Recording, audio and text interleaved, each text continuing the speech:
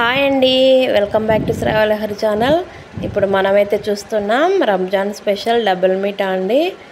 చూడండి ఎంత బాగుందో కదా, సాఫ్ట్గా జ్యూసీగా చాలా బాగుంది. టేస్ట్ అయితే చాలా బాగుంటుంది.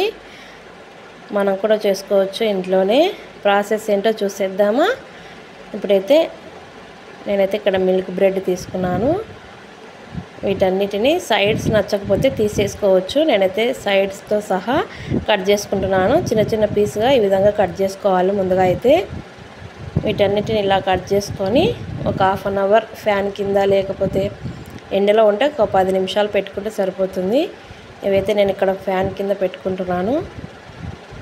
హాఫ్ అన్ అవర్ లోపు మనం ఇక్కడ 1/2 లీటర్ పాలను అయితే తీసుకున్నాను. నేను ఇక్కడ వీటిని అయితే మరిగించుకుంటున్నాను. ఇవి మరిగేలోపు మనం డ్రై ఫ్రూట్స్ని అయితే కట్ చేసుకుందాం. చూడండి, మనకు నచ్చిన డ్రై ఫ్రూట్స్ అయితే తీసుకోవచ్చు. నేనైతే ఇవి తీసుకున్నాను. ఇలా కట్ చేసి పెట్టుకోవాలి.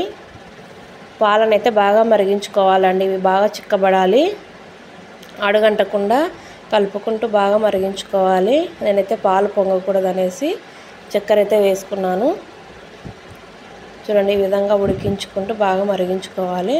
ఇప్పుడైతే సగం ఉడికాయి కదా, కట్ చేసుకున్న డ్రై ఫ్రూట్స్ మొత్తం ఇందులో వేసేసుకోవాలి.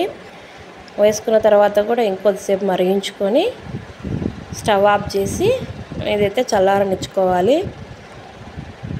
ఇప్పుడైతే చక్కెర పాకం కోసం 1 కప్పు చక్కెర, కప్పున్నర వాటర్ పోసి చక్కెరను బాగా కరిగించుకోవాలి కలుపుకుంటూ. ఇందులోకి 2 ఇలాచీలను పొడి చేసి వేసుకుంటున్నాను. అలాగే చిటికెడు ఫుడ్ కలర్ అండి. మీరు ఇంకా కుంకుమ పువ్వు ఉంటే వేసుకోవచ్చు. నా దగ్గర అయితే లేదు. ఇదైతే తీగ పాకం రావాల్సిన అవసరం అయితే లేదు. కొంచెం ఊకే అలా వస్తే సరిపోతుంది. మరీ ఎక్కువ తీగ పాకం అవసరం లేదు. ఇక్కడైతే మనం కట్ చేసి పెట్టుకున్నాం కదా బ్రెడ్స్, అవి అయితే డీప్ ఫ్రై చేసుకుందాం ఆయిల్లో. కొందరైతే ఇష్టం ఉంటే నెయ్యిలో కూడా డీప్ ఫ్రై చేసుకోవచ్చు. నేనైతే ఆయిల్లో డీప్ ఫ్రై చేసుకుంటున్నాను. నెయ్యి ఎక్కువ తినము మేము. చూడండి, ఈ విధంగా అన్నిటిని బాగా ఈ విధంగా డీప్ ఫ్రై చేసుకోవాలి.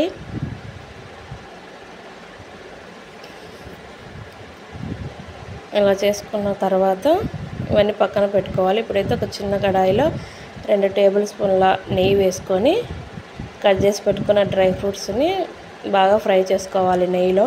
ఇవైతే లాస్ట్లో వేసుకోవడానికి నేనైతే ఫ్రై చేసి పక్కన పెట్టుకుంటున్నాను. ఇంకా ఇక్కడైతే చక్కెర పాకం రెడీ అయిపోతుంది. ఇందులో కొంచెం నెయ్యి కూడా వేసుకున్నాను. మనం ఫ్రై చేసి పెట్టుకున్న బ్రెడ్ ముక్కలను కూడా చక్కెర పాకంలో వేసి బ్రెడ్ ముక్కలకి చక్కెర పాకం పట్టేలా బాగా కలుపుకోవాలి. కలుపుకున్న తర్వాత మనం రెడీ చేసి పెట్టుకున్నాం కదా పాలను, ఆ పాలను కూడా వేసేసుకొని బాగా కలుపుకోవాలి. ఒక 2 నిమిషాలు ఉడికించుకోవాలి. చూడండి, ఈ విధంగా ఉడుకుతున్నప్పుడు కొద్దిగా జ్యూసీగా అవుతుంది కదా. ఇప్పుడైతే స్టవ్ ఆఫ్ చేసుకోవాలి. మనం నెయ్యిలో వేయించుకున్న జీడిపప్పులను అన్నిటిని వేసుకొని బాగా కలుపుకుంటే డబుల్ మీట్ అయితే రెడీ అయిపోయింది. చూడండి, చాలా బాగా వచ్చింది. టేస్ట్ కూడా చాలా బాగుందండి. మీరు కూడా ట్రై చేయండి. తప్పకుండా టేస్ట్ అయితే చాలా బాగుంటుంది. నా వీడియోను మాత్రం సబ్స్క్రైబ్ చేసుకోవడం మర్చిపోవద్దండి.